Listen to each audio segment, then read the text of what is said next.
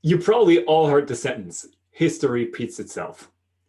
But what does that mean when it comes to activating inclusion? Hi, welcome to the School of Becoming. My name is Ingo Raut, and together with an amazing group of advisors and supporters, we have put together a program on activating inclusion. This program is brought to you in collaboration with Manage Magazine. And together we had the ambition to create a program that does not only talk about inclusion, but that enables you to act more inclusively. Today's guest has done so for many, many years. Fazela Haniff is an inclusion and diversity strategist at ACEI Global Consulting Group. She has also more than 30 years of experience working with diversity, inclusion, and equity. Throughout her career, which made her work for governments, organizations, large and small, as well as universities, she was always driven by her passion for human development. So what we want to focus here on today is a small part of Fazela's experience, which was about her time in post-apartheid South Africa, where she was hired to help an organization become more inclusive. With that, I have the pleasure to introduce to you Fazela Haniff.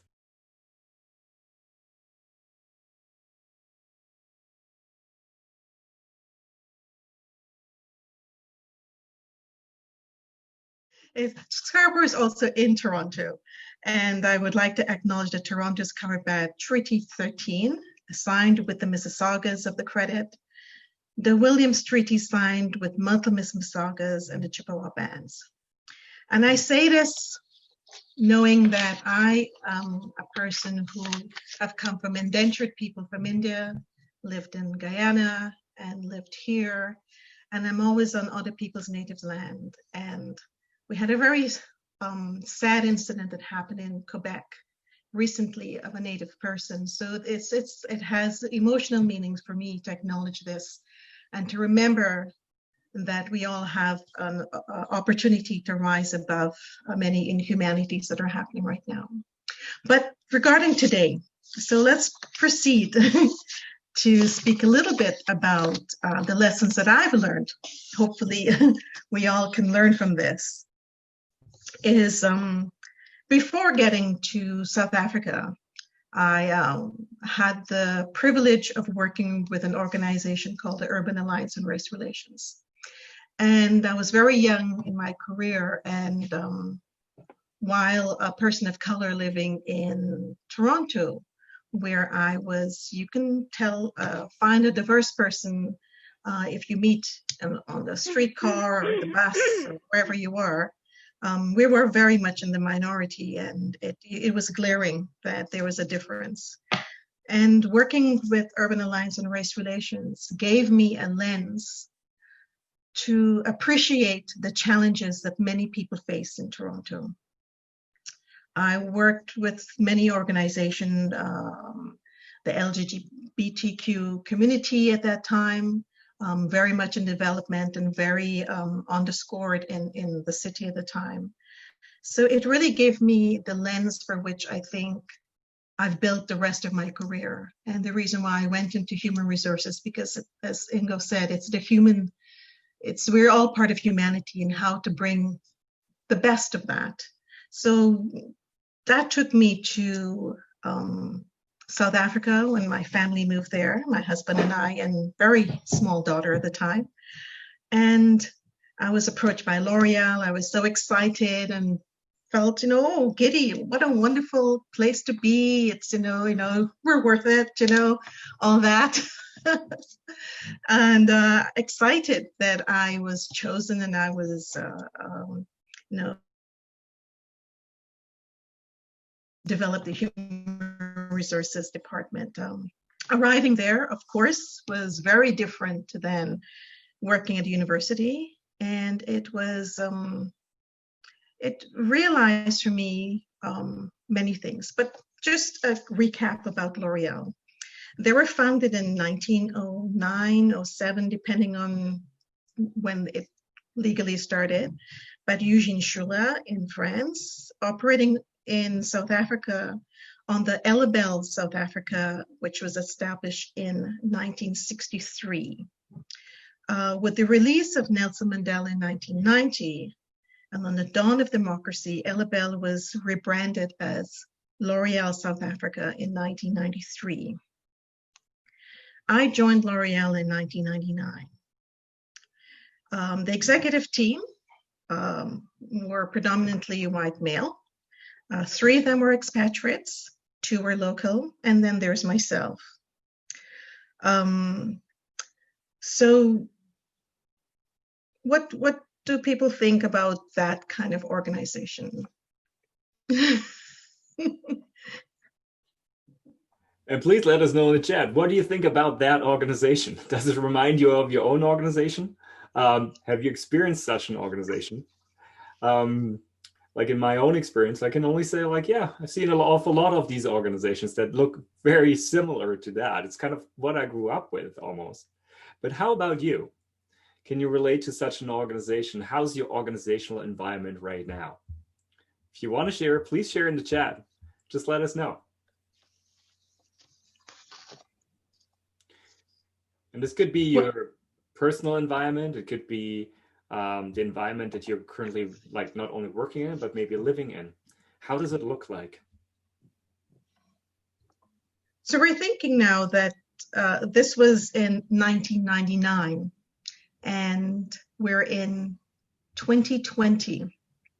And I'm not sure if many people's organizations are similar to that now, but when I do look at executive teams, we do find that the senior people in the teams have similar backgrounds.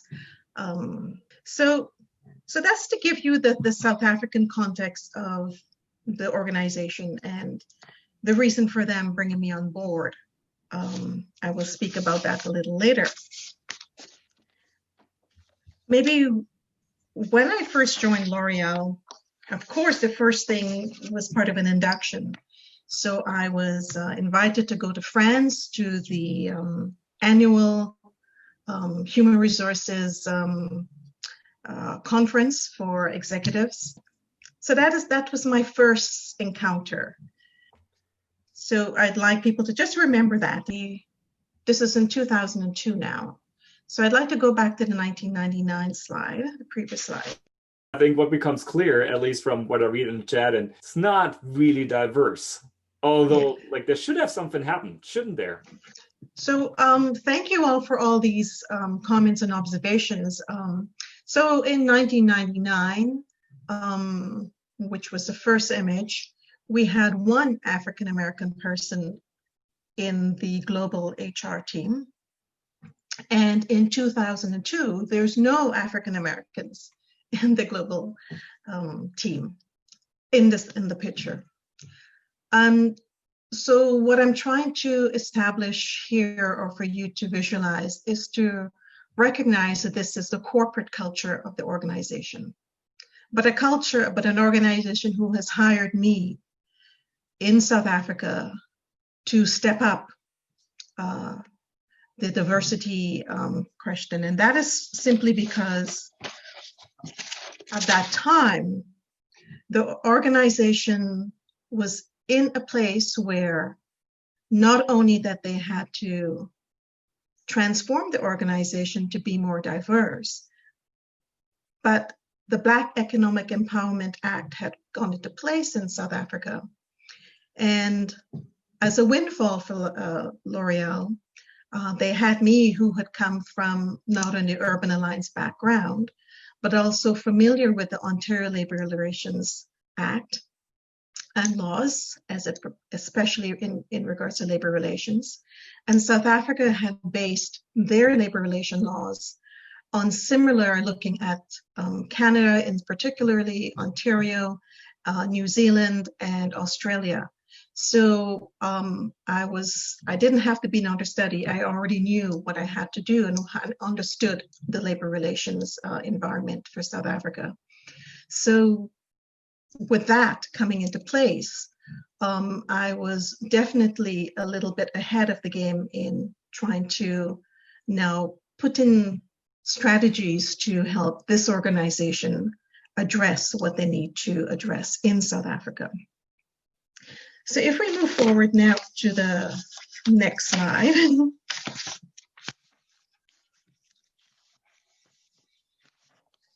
Of course, no one can do anything by themselves. So what I have here is the team that I built. So I mentioned to you that the organization started in 1963 in South Africa and then became L'Oreal in 1993, where they transitioned from one name to the next, but everything is the same. Throughout that time, the organization never had a human resources department. So in comes Fazela by herself and have to quickly try to build a team to help the organization move forward. You can imagine that although I'm an executive, the challenges I would have to bring in anyone that's diverse to bring in on the team. So on my team, I have 3 human resources managers. One is a white Afrikaans person.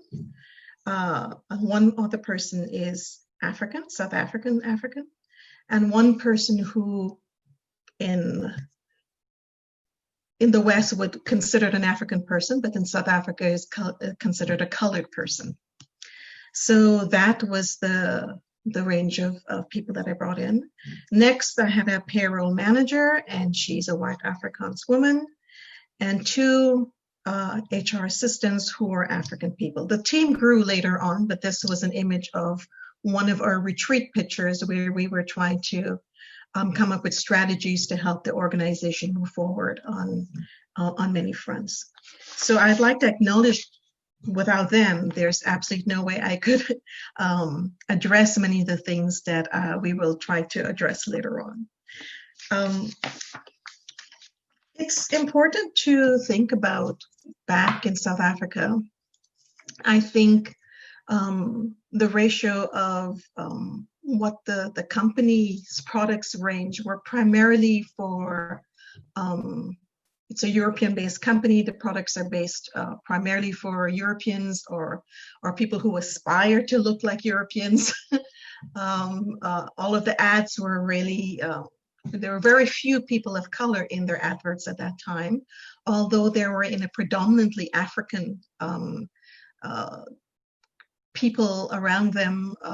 So it was really for L'Oreal to figure out how to access that market as well. So they had many challenges for them to do.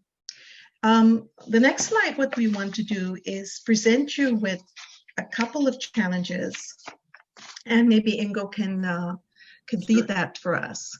Yeah, so before we go there, I just want to take a moment of pause because we're making a little transition here. So what you heard up till now was a little bit of context that Fazela experienced coming from Canada to South Africa. She had experience with the laws that should be put in place. She came into an organization predominantly white, male run to actually support them in implementing these laws within the organization. With a small team that you can see here that obviously looked a little bit different than, or was representation of something different than what the organization was to that point in time. The question is, how do you go about that? How do you make an organization not only or how do you foster equity and inclusion in an organization that is like that? And what we want to do now is Fazela will share 2 challenges that she had. And we will discuss these challenges, and you can provide your answers in the chat, or you can unmute yourself and just share what you think could be done in order to figure out, okay, how can we go about this? How can we, as individuals, influence leaders in organizations, and maybe like the part of the, maybe even outside of the organizations, the groups that we are part of, to become more equitable, to become more inclusive. So with that, let's have a look at the first scenario, or at the first case. Okay, so challenge number 1. So I've been asked by my GM for the salon division. The salon division, he tells me that he has a vacancy for a salesperson in his team, and his friend's son, who's working in the warehouse, could be a good candidate, and he's very excited when he tells me this. So let me tell you about the salon division. The salon division sells brands only available in hair salons across the country. They have just acquired the business of another international brand, so there's a lot happening. The salon, the majority of the salons are owned by women, small salons. Of course, there are chain salons that, are a little more corporate, but the majority of the salons are owned by women. The GM's friend, he's known him, the GM has been in his role for 15 years, and his friend's son recently joined the company, joined L'Oreal, and is a stock clerk. And the reason why he got the job was that the GM had recommended him highly, that he'd be a good stock clerk.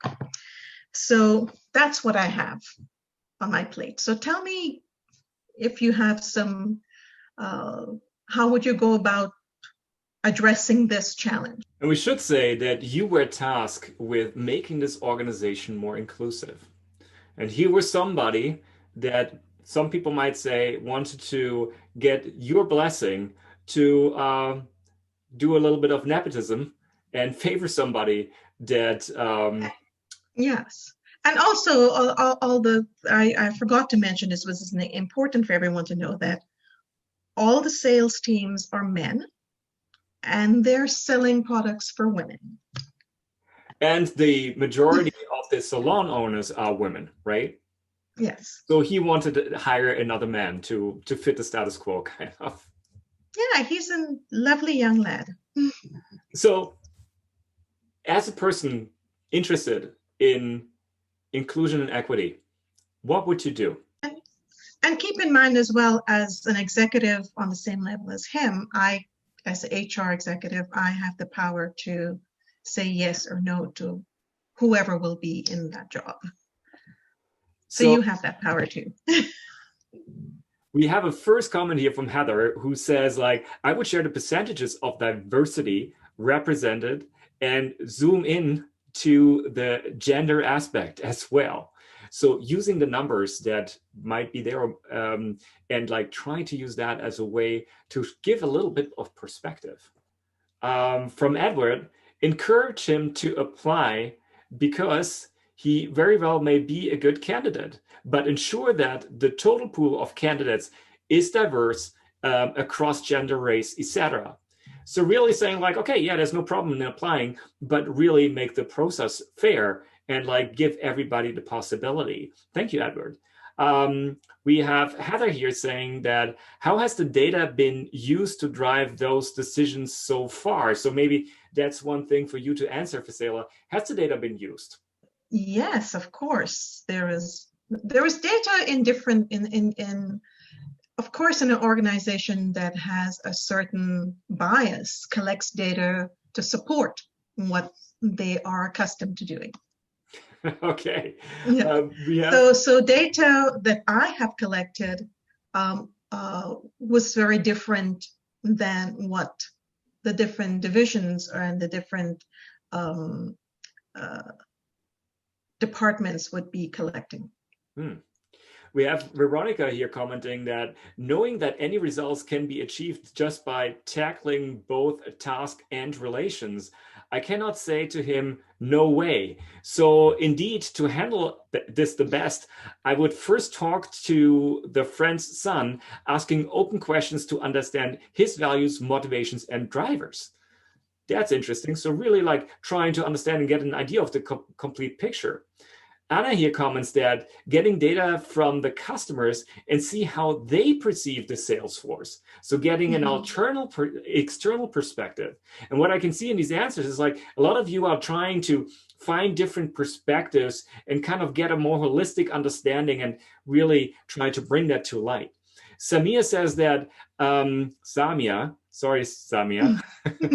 as discussed in the last session, the GM needs to be gently made aware of his blind spot. Yes, so Yeah. he obviously has a blind spot. He obviously doesn't think about like activating inclusion in his organization. I really like that blind spot, and I think all the other comments are equally the things that were going through my mind. So carefully, I think the comments have a little slowed down a bit. So perhaps I can give you some of the tactics or some of the things that came to mind. Yeah. So I think first of all, sorry. What did you do? How did you handle it? Now that we had like these perspectives, these ideas, data, yes, I think all these things kind of race through my mind because I'm sitting in my office and this general manager who was very jovial and lovely and friendly, came up to me and, said, like he's got his vacancy and he has a solution right away. So I don't need to even worry about it. He was being so kind to me. So I said, oh, okay. So I, luckily, when I joined the organization, they had about 4 or 5 legal cases against them, labor cases, and I helped to put that to bed. So he was friendly to me. And so I thought, how can I be friendly to him too? So I said to him, oh, you know what? I'm very interested in the fact that you have a potential candidate. And I said, well, do you know what? We all have, goals as executives do. We have to meet these goals in order to get our salary and bonuses and stuff. And then I said, you have this new brand coming in that you have to take care of. And I said, obviously you need somebody that is going to help you achieve your, your bottom line and your goal. And I'm sure your friend's son is a wonderful person, but do you think he will help you meet that goal, that sales goal? So I just planted that idea with him. And I said, you know what? Because now we have the BEE, we have all these things we have to account for the government, and then we have the equity plan, all these things we have to do. Let's just do a fair interview process. I have to leave town because, this brand is coming. I have to go, across the country to do some other things. So these are 3 questions that you must ask all the candidates. And I said, I'm going to give you 2 candidates that I think will help you to achieve your goal. And I'm going to let you interview your friend's son as well, because, you think he has potential. And I don't want him to be out of, to deny him an opportunity because he's an internal candidate. So we have given the 3 questions, to compare, to sell all the questions. And I said, you can ask other questions, but these 3 questions you must ask, because these are things we had agreed, that now we're setting a standard moving forward. So I left and I went away. I'm now in Durban, in another city in South Africa. And he calls me Friday afternoon at around noon. He says, Fazela, I don't like you. And I said, oh, I'm sorry, Nico, what have I done? He says, the woman is the best candidate. I said, really? I said, are you really sure? And he says, yes, I'm going to hire. I said, no, just hang on until Monday until I get there. Because, we need to talk about it. So I got back on Monday. We sat down first thing. He wants to meet me first thing. So I had a breakfast meeting with him. And he says, it was really, like you tricked me, like you did this, but she can sell anything. And she knows the women, and she knows whatever things that he never thought of that she would say, that he was just blown away. And I said, I want you to only hire this person if you will support them. Because if you don't commit to me, you're going to support her, then it's not going to work. You're going to waste my time, you're going to waste her time, you're going to waste a lot of time bringing her on board and making her unhappy and to leave. So that was my first win, I would say, was to change the mindset. Because if you give people I feel if you give people the opportunity to rise to the occasion, and you give them and make them feel that they're making choices, this helps them to see that you have value to give to them. And once you're able to illustrate that you understand the business, that you understand what they're trying to do, and that what you're going to do, that inclusion and making sure that they understand that there's another way to get somebody on board is better than, as the saying goes, it's you're better to get somebody with some honey than with, like being bitter to them. Or laying down the law, because there will be time for that, and you have to choose when the fight is, when you have to do that. But at this time, I wanted to give him the opportunity to rise to the occasion, and he did. It could have gone a different way, and I might have had to put in some breaks and do something else. But once we were able to achieve for him to see that this person brought a different value. It turned out that, luckily for both of us, her first month was very difficult. Many of her male colleagues did not give her the different sales route. They would forget to give her a page of a document. They would have a lot of discussions in the bathroom, and just try to give her some tips to say when she's in the meeting with everybody else, to say, look, just want to confirm this is all the information that I have, and based on this, whatever, just to guide her. But it's also to make sure that you think through the process of how you want the outcome to be, and work backwards and see if you can help make that happen. So it turned out a very good example in this situation that helped the organization. This person became a top salesperson within 3 or 4 months in her team. Later on, she was top salesperson in the organization. I think it was several months later. We decided to start a brown bag lunch session to share ideas about how that would influence. And that was the building block to get not only women, but women of color, different diversity equations, equity coming into the organization from this one positive inclusion. He himself spoke highly about this woman to his other general managers and to other general managers even outside the organization in the sector.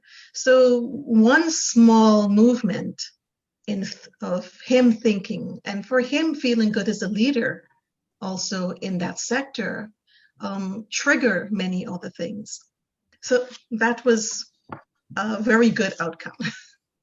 This is amazing, Fazela, and I liked how it actually not only led to a little bit more equitable and inclusive organization, but people in the organization realizing that it's not just about equity and inclusion, but also that they possibly had a blind spot, that led them to have a disadvantage, especially in the environment that they were, right? They didn't really acknowledge the environment. They really didn't acknowledge that most of the salon owners were actually women. And they didn't acknowledge that there is something that they're missing because they have never encountered it before. Yeah, and I think some of the people, now we can go and get different kind of data and get information.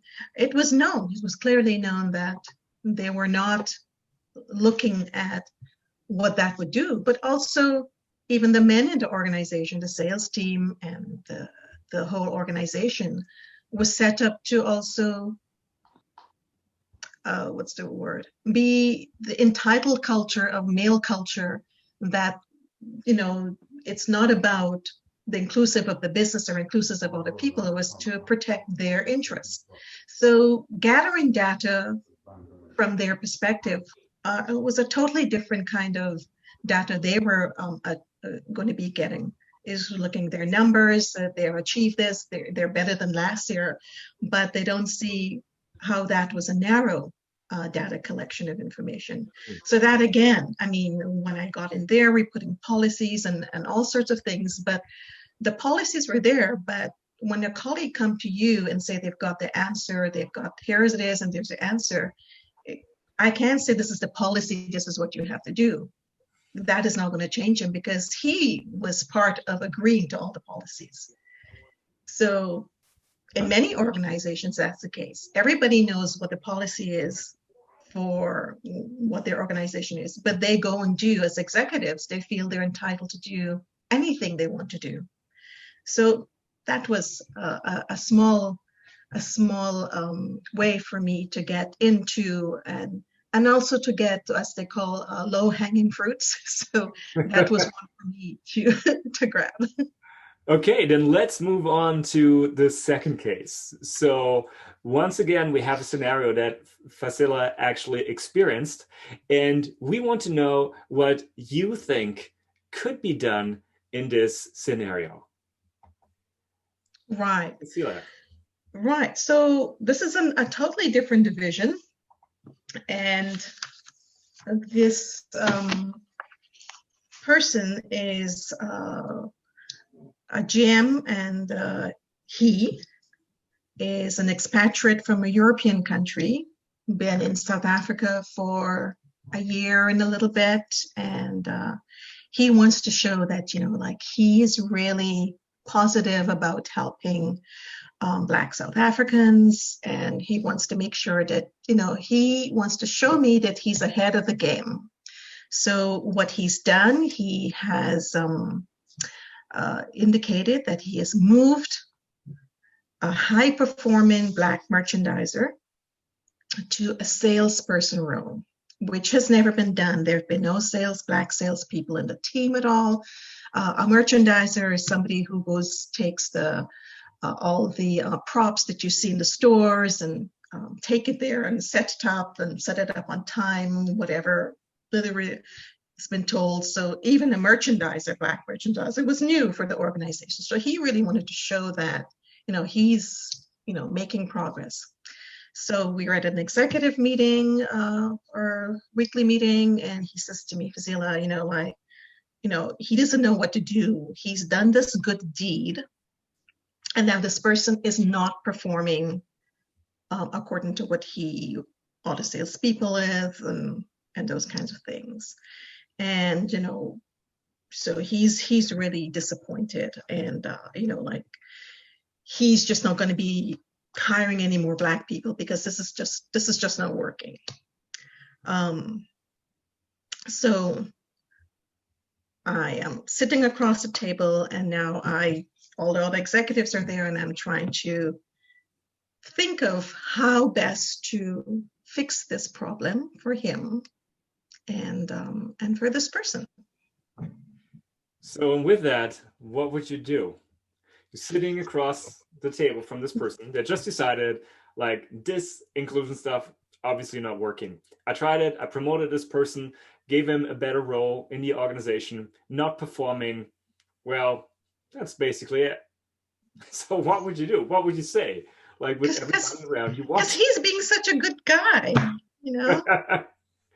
Aren't they all, Fazela? So let us know in the chat if you have an idea. What would you tell Fazela if you would be like a little angel on her shoulder in that moment? Yes, I needed angels really badly. What would you whisper in her ear? What would you tell her? What could she do? What could she try? What are options that you see in that scenario or that situation? Like, she's sitting across from that person telling her, like, this is not working. What could she do? And once again, feel free to use the chat. There are no wrong answers here. This is really like a way to play with this and figure things out, try things out. So we have Kim here who says, I would ask him if he discussed the role with the employee and if the employee wanted to do and was supported and trained to do it. So that's a good starting point, right? Kim, you're an angel. Okay, we have our first angel on. There's a second one coming up. So Veronica writes, which were the criteria he based his decision on? Did he make an assessment on skills, soft and hard, and a gap analysis on the role's coverage, then choose him as he was the best fit, or just because he was black? Yes. So was there any consideration of that person's capability and that first person's like wish to actually be that and have the ability to do it? Or was it just like, oh yeah, there's a quota, I have to meet it, seems like a nice enough guy, let's do it, right? Margaret comments, what has the leader done so far to coach this individual to her weaknesses? Does the leader have coaching notes? So did he actually have an active interest in making that person successful? Or was it just like hit and run? So I appoint you and you better perform. That's actually an interesting question. Any other angels that want to join on Fazela's shoulder? We have a little bit of room left. If you have an idea here, there's one more from Anna. She says, that's what is known as the glass cliff method. Correct. Exactly, Anna. What is that? What is that, Fazela? Yes, it's where, you telling people, you need to, they're giving you something which you don't know what to do, and then they're judging you on it. That's a small version of the example. Okay, we have Kim saying, in your situation, I'm sure if this would have been seen as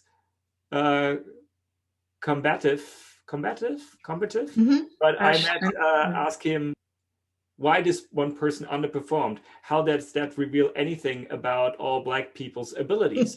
I'm not sure that it is, right? So like if one person underperforms, no matter like which skin color, like what does that say about the rest of the people? He probably never had an underperforming white person, and he probably did have that, right? We have Heather here saying, I'm wondering what expectations were identified in that person's performance goals and how they are being monitored along with support provided. So once again, like, is he actually actively paying attention, supporting that individual to live up to what this person can contribute? And then we have Margaret here, performance issue can not be attributed to race, 100%. We have Veronica saying, was the context appropriate to allow him to perform? I mean, the peers, the boss, the clients. Yes. So was the environment actually not only like, was it just like okay, I appoint you and now figure it out, and everybody else was not supporting him, right? Mm-hmm. Could have happened. So Fazela, what did happen? Well, I think all of these things came through my mind, and thank you all for being on my shoulders. I wish you were there then. So I'm sitting across the table. So I said, exactly. What training have you give him? Did you advertise for this job? Did he apply for this job? Did he have, was it a succession planning that you had mentored him? No, but he was good at what he was doing, and we're gonna, this was a good opportunity for him, and he didn't say no. And I said, could he have said no? Well, no. I said, yes, you're the boss. He's now being put in the place to take a job, which is a good financial move, but it's not a career that he can say he know friends that he can go to that are other black salespeople in the group that he can go and say, well, how do you do this or how did that?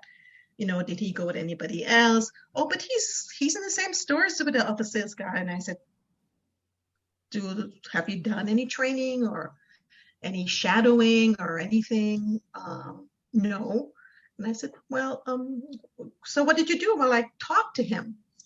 I said, okay, and what did those talks do? Well, I told him. I said, okay, you told him. I said, well, I know in your mind you thought you were doing something good, but my office is here. We could have done something to help train him. And I said, well, the best thing we can do is we can talk to him together and ask him, what did he prefer to do? Does he enjoy merchandising? Does he enjoy sales? We can send him on a sales course. All these different things we can do to resolve that.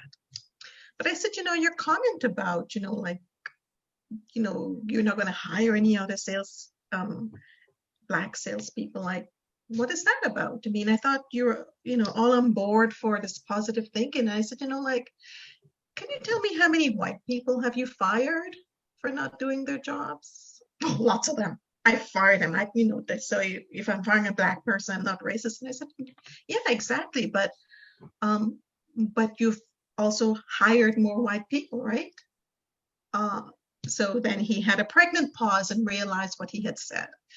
And again, it's also using a little bit of light humor because we were in a big executive team, so I don't want to out him, but I want him and the other people around the table to appreciate the fact that all the things that were mentioned by everyone else is that he need to place himself in a position to understand that you can't just do something to make yourself feel good. It's not about you doing a good thing. It's about this is this person's career, this is this person's livelihood, this is your business, and in a business setting, we need to do something that everybody else can do. And it's kind of unfair to him to be put in this position because now you have given him this job. He didn't apply for it. And it's not fair to other people who could have applied for that job as well. So it's really to also set this person in the organization to understand the old way of working is we're not really helping them to be productive. That it's all this energy also that he's putting to being upset and all these things. If he had really appreciated all the new systems that they put in place, that they're all part of and agreeing, would have helped this person to realize and say, well, I would really like to consider you for the sales job. You need to go through this process and application, but in the meantime, I can send you on this training course, or in the meantime, you can shadow someone to see if this is what you really want to do. And I said, that can still be done, but you've also created some internal situation that we need to address. And I think the kind of asking him in a light way how many people he fired and those kind of things kind of made him rethink the fact that while he was good intention, the way in which he go about being good intention did not serve the purpose of being well intentioned. But also giving him the tools and how he can repair that and how he can do it himself. He can do it himself without me, which would also give him the experience of showing that he is really well intended in helping this person if he really liked them and really wanted them to succeed at what they wanted to do. So I think these examples really are very small out of the many things that I had to do there, but it gave the executive team a small understanding of how human resources can also help them not only to make their business well, but make them to be accountable and in understanding how diversity and having also a diverse team, first in equity and race, to make sure that they can actually build on that. Because the BEE was really to make sure that everybody had an opportunity at every level. And now when I'm speaking about entry level, the conversation had to be about how to making that throughout every level. So hopefully this will give some of you some ideas of some of the challenges. And I've looked across to many organizations here now, and I still think these challenges are there for human resources people or for you working in organizations and how to influence some change. I see that, again, there's really building on the capacity and making sure that the leadership understands how to go about change, because no one has ever challenged them to say what they have done or what they're doing is not the right way of going about doing things. When you say that, it sounds so easy, right? Challenge leadership. But how do you go about that? And I think given the time, if there's one thing that you can advise us to do, what would it be? I think for myself, it's really a philosophy that I have that has really, really set the pace of how I think. And I've put their market research. And for me, I had to, going into the organization, take a step back and understand the organization so that I can supply solutions that were going to work. And this is a market in Guyana. This is what it looks like today, which is a central market. And when I was about, I think, 9 years old, going with my mom to the market, usually it was my second sister, Jean, who did all the marketing and shopping, but on occasions my mom would go, and on occasions I would go with her. And just before Christmas, maybe around September, October, she would go to the market and ask the ladies that sell in the market, and she would say, "What do people want for Christmas?" My mom had, I think, a 4th or 5th grade education. She had to come out of school so that she can take care of her siblings. And she would ask me to write that down, and she would get home. She would tell my dad to import these things, and they would come in, and within a span of 24 hours, 1 or 2 days, all of her all the things she bought would be bought by the women who sell in the market. And it is that thinking is about, she wanted to know what people want in order to serve them, in order to serve her purpose, which is for her family or living for her family.